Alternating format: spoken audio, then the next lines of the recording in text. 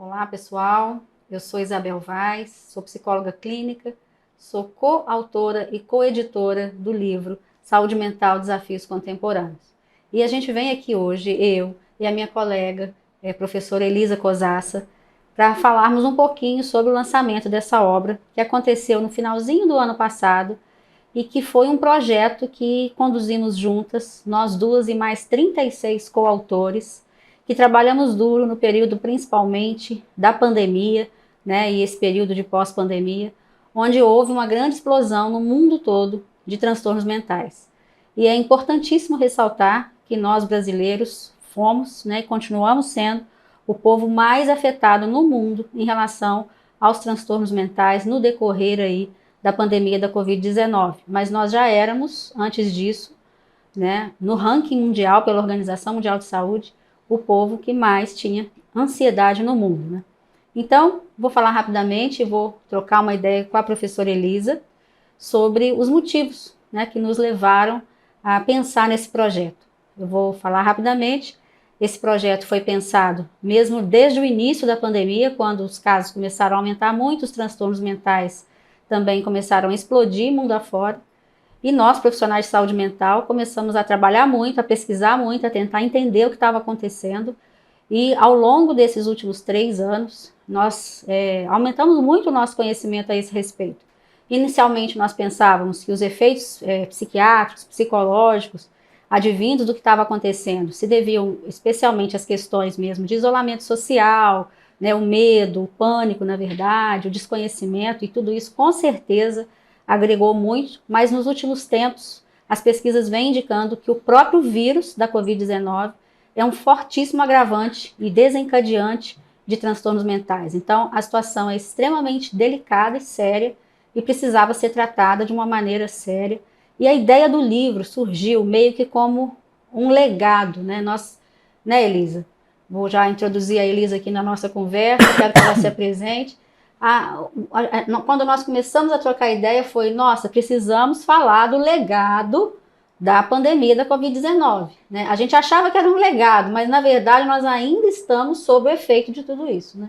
Sim, sem dúvida nenhuma, Isabel. Em primeiro lugar, eu queria agradecer muito o seu convite para estar junto, né, nesse livro que, sem dúvida nenhuma, traz não apenas a questão da saúde mental durante a pandemia, mas os grandes avanços nos tratamentos da saúde mental durante esse período, né? Novos temas que se tornaram extremamente importantes, como, por exemplo, a adição a telas, a videogames, né? Provavelmente você conhece alguém, um adolescente ou até mesmo um adulto com esse problema. Burnout, muitas pessoas entraram em burnout por não saber o que fazer, por se sentirem sobrecarregados, né? Você trabalhar em casa tem suas vantagens, mas também tem desvantagens. Você tem que conseguir conciliar o trabalho doméstico, crianças e a carga de trabalho que parece infinita, porque afinal das contas agora você mora no seu trabalho. Como ter uma vida mais equilibrada? É por isso que nós recomendamos a leitura do livro Saúde Mental: Desafios Contemporâneos, porque esses desafios, gente, vão continuar pelos próximos anos e nós estamos então com um novo momento de cuidados de saúde mental, inclusive tendo em vista os teleatendimentos, os avanços nos teleatendimentos, não apenas da telemedicina, em especial vamos falar da telepsiquiatria, porque estamos falando de transtornos mentais, mas da telepsicologia também, né? Então, sem dúvida nenhuma, precisamos pensar em como dar cada vez mais acesso, em especial às comunidades mais afastadas, né, com maiores dificuldades, para que elas também possam receber esses cuidados. Então, Isabel, eu acho que a gente poderia começar a falar um pouco sobre alguns dos capítulos que são, sem dúvida nenhuma, bastante relevantes, né, nesse trabalho todo. Eu queria que você falasse mais um pouquinho sobre a ansiedade, né? Porque nós temos um capítulo, um dos primeiros capítulos logo é o sobre ansiedade. E o como isso tem afetado e como você tem visto isso, inclusive, na sua prática clínica. Sim, sim. Inclusive o capítulo que introduz o livro, né, ele é o capítulo da ansiedade. Nós escolhemos esse capítulo para introduzir o livro justamente porque é o transtorno mental assim mais recorrente, né, que mais se disseminou nesses últimos tempos. E aí a gente não está falando daquela ansiedade natural, né, natural da vida humana, que nos impulsiona, inclusive, né, para a gente realizar coisas, né? A ansiedade, ela não é só ruim, ela tem um lado bom. A gente está falando de transtorno de ansiedade, de pessoas que realmente adoeceram, né, com ansiedade, realmente tiveram a sua vida pessoal, profissional, familiar altamente impactada, e isso continua. Os efeitos da Covid-19 continuam. Esse ano entre 2022 e 2023, nós tivemos ainda um aumento ainda maior desses transtornos. Então, a gente está vendo os efeitos disso mesmo no médio e, infelizmente, talvez até no longo prazo. Então, nós introduzimos o livro falando disso, né? Os transtornos de ansiedade, eles merecem atenção, eles merecem ser tratados, né? Do ponto de vista medicamentoso, psicoterapia, mindfulness, né? Que nos últimos tempos os estudos vêm confirmando a eficácia, a efetividade de mindfulness como complementar ao tratamento da ansiedade. Então, tudo isso a gente vem falando, né? Inclusive esse capítulo, né, coincidentemente foi escrito por mim e por um colega psiquiatra, o Dr. Alexandre Rezende, né? Nós convidamos, né, 36 pessoas espalhadas, né, Elisa, pelo Brasil, entre psicólogos, psiquiatras, né, médicos clínicos, enfermeiros, terapeutas ocupacionais, né, pessoas que durante esse longo período dedicaram a vida, o estudo, o trabalho clínico para atender essas pessoas. Um outro capítulo muito importante do livro é a depressão, sobre depressão, né, que nós tivemos o Dr. Ciro, né, que escreveu o capítulo sobre depressão. Né? Então, a depressão, que é, na verdade, muitas vezes desencadeada, inclusive por transtornos de ansiedade, né? Nós tivemos também um aumento significativo dessa doença, né? A depressão é uma doença, as pessoas muitas vezes usam o termo numa linguagem assim, Coloquial. né? Coloquial, mas a depressão é uma doença, também é outra que merece ser tratada, né? E olhada com muita seriedade, porque as consequências da depressão são muito prejudiciais para a saúde física, né? Essa divisão aí didática que a gente faz, porque é didática. Hoje, mais do que nunca, a gente sabe que não existe saúde física e saúde mental, né? Que, na verdade, uma não vive sem a outra, né? Você consegue imaginar uma pessoa que tem muita saúde física e não tem muita saúde mental, ou vice-versa, né? As coisas acabam se interrelacionando. Nós temos um impacto muito grande na imunidade com os transtornos de humor, né? Especialmente depressão, e com a ansiedade também. Então, é uma bola de neve, né? Então, nós priorizamos, né? Priorizamos no seguinte sentido: demos os primeiros capítulos para a ansiedade, para a depressão, por serem os transtornos mais recorrentes. Isabel, eu queria que você contasse para a gente também por que hoje em dia se fala tanto de terapia cognitivo-comportamental ou de abordagens cognitivo-comportamentais para tratar de ansiedade e depressão, talvez mais até do que outras linhas psicológicas. O que temos de especial para cuidados, né, de ansiedade e depressão na terapia cognitivo-comportamental?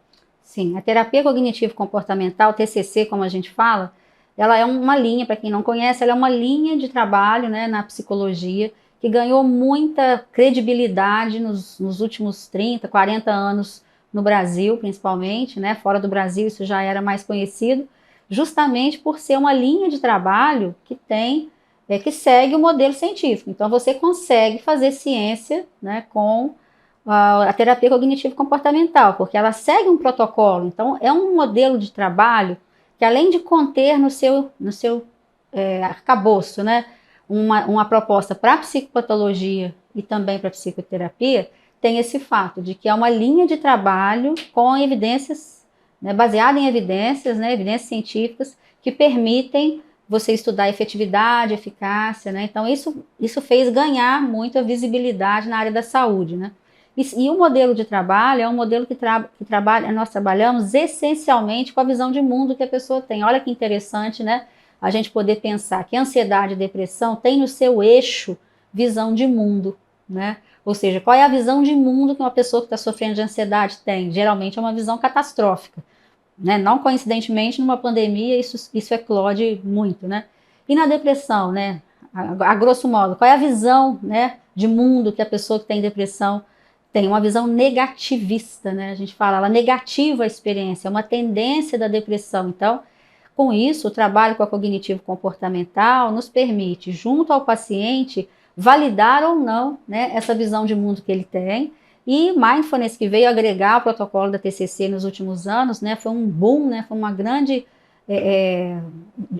digamos assim, agregar Mindfulness ao protocolo foi algo extremamente, auxiliou demais, justamente porque nisso a gente entrega para o paciente uma ferramenta com a qual ele vai poder seguir, né, ao longo da vida, que é baseada em meditação, né, Mindfulness é baseada em meditação, onde ele vai poder ter uma ferramenta. A gente fala que é como se, a gente fala não, né, os estudos hoje inclusive mostram, saiu um estudo recente agora, dizendo dos efeitos de Mindfulness são compatíveis com efeitos do escitalopram, que é um medicamento usado para combate à ansiedade, né, e os estudos, um ensaio clínico randomizado, publicado numa revista de alto impacto, mostrou os efeitos são compatíveis. Então, com isso a pessoa pode descobrir, né, através realmente da gerência, da gestão da atenção dela, uma forma dela não se conduzir para os vieses, né, os vieses da depressão, os vieses da ansiedade.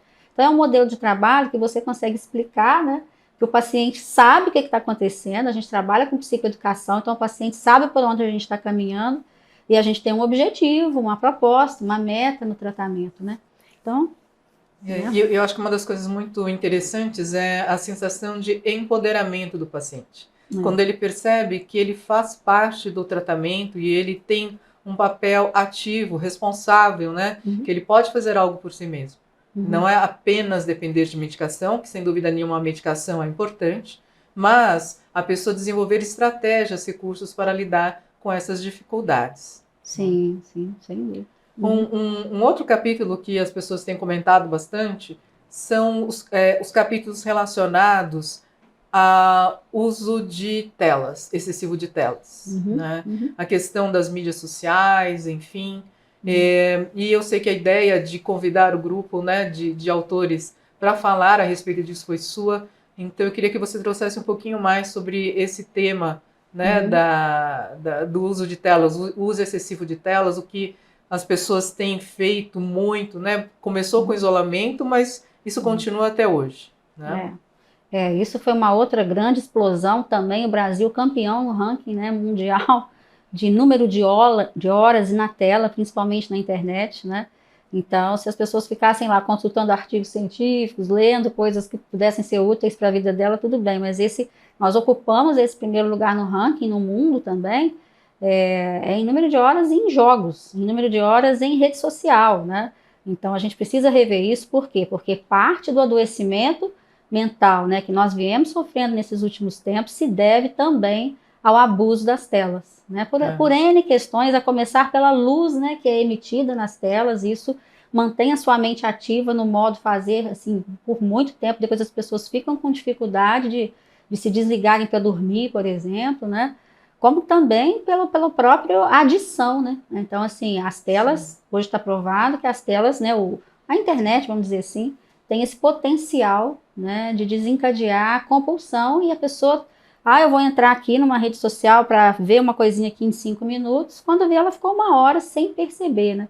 Isso. Então a gente convidou no livro o time da USP, né, que eles têm lá um laboratório de pesquisa de dependência de games e de telas, já muito antigo. Eu sempre gosto de falar isso. É um time de referência, né? É um time de referência no mundo, né? Começou na USP, deve ter aí talvez uns 20 anos já. Eu me lembro muito bem, porque eu era muito próxima, sou muito próxima deles, e eu me lembro que o Cristiano Nabuco, por exemplo, que é um grande pesquisador nessa área no Brasil e no mundo, o Cristiano já falava de dependência, do potencial de dependência de telas, quando ninguém falava disso. Eu gosto de dar um exemplo, que eu vou até aproveitar aqui para dar um exemplo que eu acho emblemático. Eu me lembro do Cristiano, há uns 15 anos atrás, num congresso brasileiro de psicologia, onde ele falava do laboratório dele, que já estava funcionando, e ele dizia de um senhor que, ao levantar de manhã, a primeira coisa que ele fazia era ligar o computador. Lembra daquela torre que ficava no chão, né? Que a gente ligava com o pé? E tal. Aí ele deu esse exemplo, que esse senhor levantava da cama, a primeira coisa que ele fazia era ligar a torre do computador com o pé. Eu me lembro do auditório falar, não, tipo assim, essa pessoa vai cuidar disso em primeiro plano, né? E olha, nesses 15 anos, o quanto que isso evoluiu, né? A internet veio para o nosso bolso, né? E isso foi um grande perigo, né? Que é o celular. Então, olha só, esse capítulo é muito legal, foi escrito por pessoas, né? Os maiores especialistas, podemos dizer, do Brasil, né, do mundo, né, porque eles ficaram famosos mundialmente. Então, é a equipe do AMIT, né, que é o Ambulatório de Transtorno de Impulsos da USP. Então, é um capítulo muito importante, porque a gente vê hoje o aumento, assim, cada vez mais, né, forte desse abuso de telas entre jovens. E um detalhe, nós fizemos um estudo lá no Einstein, Na verdade, 3 estudos sobre efeitos de mídias sociais, 2 com áudios e um terceiro com vídeos, né? E um vídeo de apenas 3 minutos com conteúdos negativos era suficiente para piorar o estado emocional dos participantes. Foi um estudo randomizado, controlado com 1.095 participantes. Metade deles receberam vídeos com conteúdo negativo e pioraram o estado emocional. Os que receberam os vídeos com conteúdo positivo melhoraram o estado emocional e apenas 3 minutos de exposição, né? Logo em seguida, como a gente não queria que ninguém saísse mal do estudo, né, um estudo online, nós demos um relaxamento também de pouco mais de 3 minutos.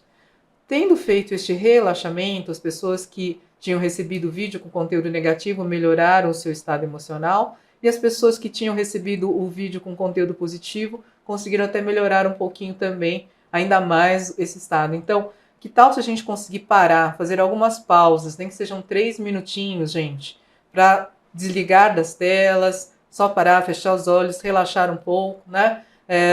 Isso tudo faz total diferença na nossa qualidade de vida no final do dia.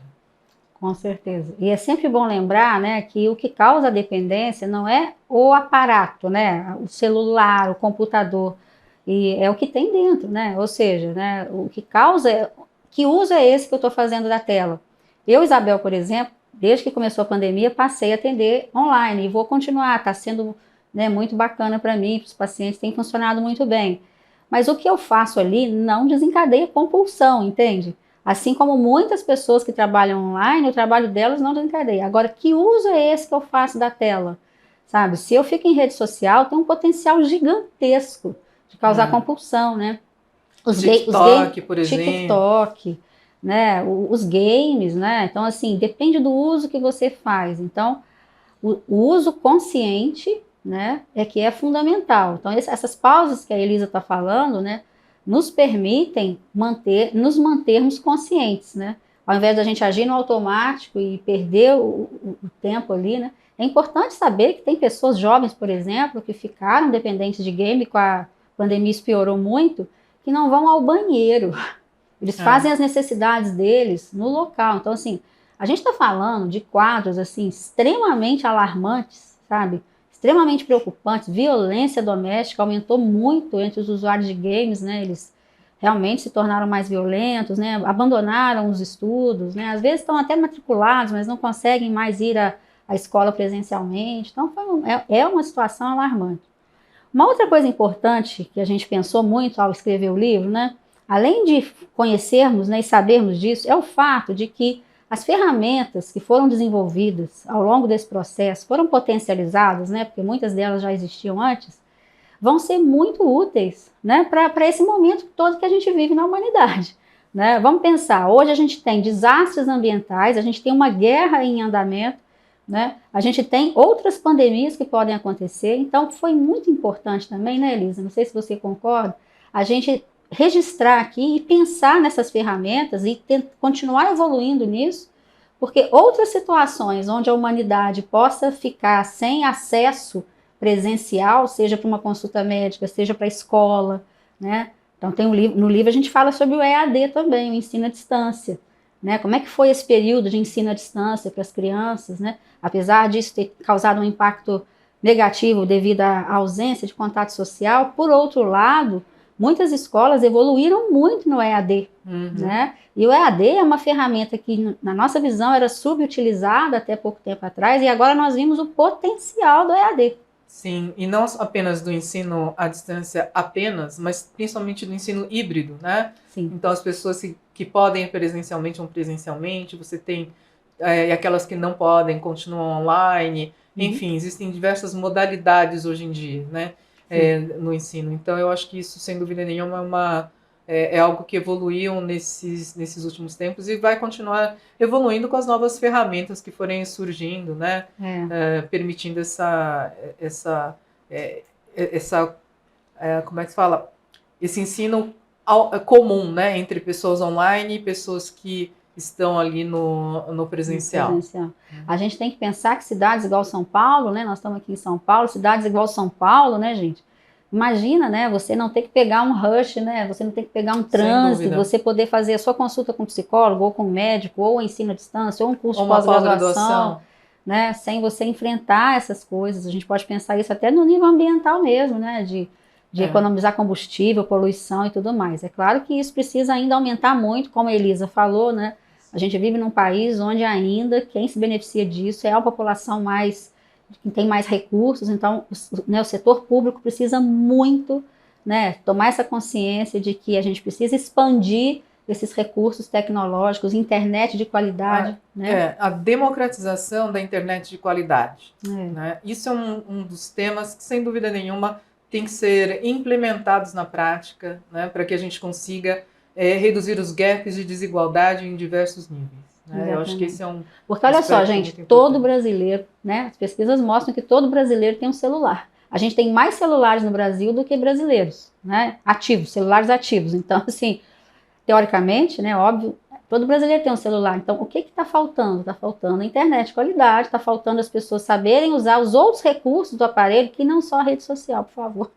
Né? Então, assim, o livro trata disso também, né, de como é que foi isso para os jovens, para os adolescentes, né, a importância dessas ferramentas nesses tempos desafiadores que a gente está vivendo e que ainda vamos continuar vivendo, né? Então, a ideia tem o lado que foi muito impactante, foi difícil e tal, continua sendo, mas tem o lado também, né, da nossa capacidade enquanto ser humano, de adaptação, de desenvolvimento de ferramentas, de habilidades. Né? Então, o livro, gente, ele partiu, né, dessa ideia. Né? E temos outros assuntos também ali que foram compartilhados. A terapia comunitária, por exemplo. Terapia comunitária. Esse capítulo foi muito bonito, né? Foi escrito pelo Amato, né? Que é um professor da Universidade Federal de São João del Rei, que tem uma experiência muito grande, né? Ele é médico de família, né? Então, como é que foi conduzir a medicina de família na pandemia, né? Com esses recursos que a gente está falando, esses online, muito precários, né? Então, eles mal puderam aproveitar disso. Então, foi um grande desafio, né? Conduzir, né? A gente sabe que a atenção básica no Brasil, ela é modelo para o mundo, né? Isso é um orgulho nosso no Brasil, sempre foi, né? O SUS, né? A atenção básica. E é o recurso que o brasileiro mais recorre na saúde, é o posto de saúde do bairro dele, gente. Sim. Então, isso precisa ser muito, muito, muito bem implementado e potencializado. Eu gostaria também de ressaltar um capítulo que eu acho que é fundamental, pensando na saúde mental, que é o sono. Sim. Né? Você falou das telas, etc., né? A ansiedade, a depressão, de alguma maneira o sono está sendo afetado, o descanso e, portanto, a possibilidade de recuperação da pessoa, né? Inclusive do seu sistema imunológico. Eu me lembro uma vez que eu estava numa mesa, né, e tinha uma especialista em sono, era uma mesa sobre a pandemia, enfim, e ela justamente trouxe, ok, vacinas, que ótimo, mas se as pessoas não descansarem, não dormirem, o sistema imunológico vai ficar subativado, né, para que as pessoas possam, vai ficar vulnerável. Então, extremamente importante o sono, a qualidade do sono, né, manejar o sono no momento em que você tem o abuso das drogas Z, né, e está se pensando como resolver esse problema, que é um outro capítulo bastante importante aí na saúde pública. Então, como podemos melhorar o sono de uma forma mais natural? Né? E existem recursos que são bastante conhecidos, né, da higiene do sono, por exemplo, desde você deixar de tomar café a partir de um certo horário, né, desligar as telas, não deixar o celular no quarto, né, de preferência não ter telas no seu quarto, seria o mundo ideal para o seu descanso. Né? Mas, enfim, creio que a gente conseguiu abordar os principais temas aqui do livro. Né? Então, fica a dica para vocês: saúde mental, desafios contemporâneos. Tá? E ele está numa linguagem que não é apenas para profissionais de saúde, mas a gente sabe de vários leitores leigos que estão se beneficiando, entendendo melhor, né, a partir de especialistas que vêm da ciência, mas escreveram numa linguagem compreensível, né, as pessoas podem entender mais sobre todos esses temas. Muito obrigada, editora Manoli, que acolheu esse nosso projeto, né, Elisa, com muito carinho, e é uma parceira grande nossa de trabalho. Obrigada, Elisa, por ter aceitado o convite de participar dessa empreitada. E algumas pessoas nos perguntam assim, foi difícil? Não foi difícil. É impressionante como que nós convidamos as pessoas, elas aceitaram assim de primeira, somos muito gratos a todos os coautores que aceitaram, né? E foi um trabalho muito harmonioso da gente fazer, a gente espera que vocês gostem, né? Muito obrigada. Obrigada.